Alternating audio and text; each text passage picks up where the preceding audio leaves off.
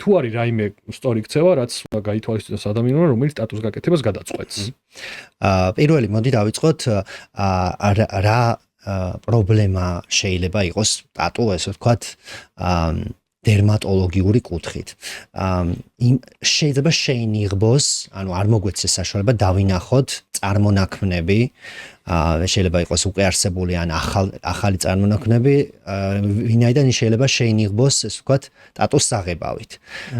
როდესაც გვაქვს ხალები განსაკუთრებით, მნიშვნელოვანია, რომ ჯერ შევაფასოთ ეს ხალები დერმატოლოგთან, სანამ იმ ადგილას გადავწყვეტთ ტატუს გაკეთებას.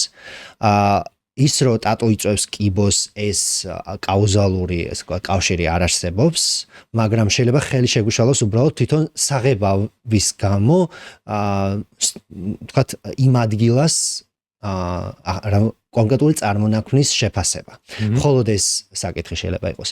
რაც შეეხება თვითონ პროცედურას, აქაც მნიშვნელოვანია, რომ მას აქვს რისკები გარკვეული, ერთი ეს არის ინფექცია, ასევე შეიძლება განვითარდეს რეაქცია საღებავზე, ალერგიული რეაქცია, არ არის ძალიან ხშირი, მაგრამ მოსალოდნელია და ამიტომ კარგი იქნება, რომ დროულად მივმართოთ ასეთ შემთხვევაში დერმატოლოგს, რომ მოხდეს პრევენცია შემდგომი დაზიანების და რეაქცია არ არის აუცილებელი იყოს მყისიერი. ეს შეიძლება იყოს რამდენიმე დღის შემდეგ, კვირის შემდეგ და უფრო დიდი ხნის შემდეგაც სხვადასხვა ტიპის რეაქციები არსებობს, რომელიც შეიძლება განვითარდეს.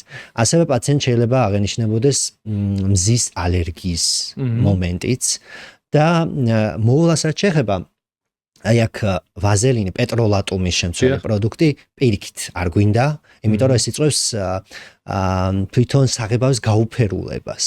ამიტომ რეკომენდებულია მსუბუქი ლოსიონი ან დამატენიანებელი საშუალება და არა ვაზელინი, პეტროლატუმის შემცველი პროდუქტები.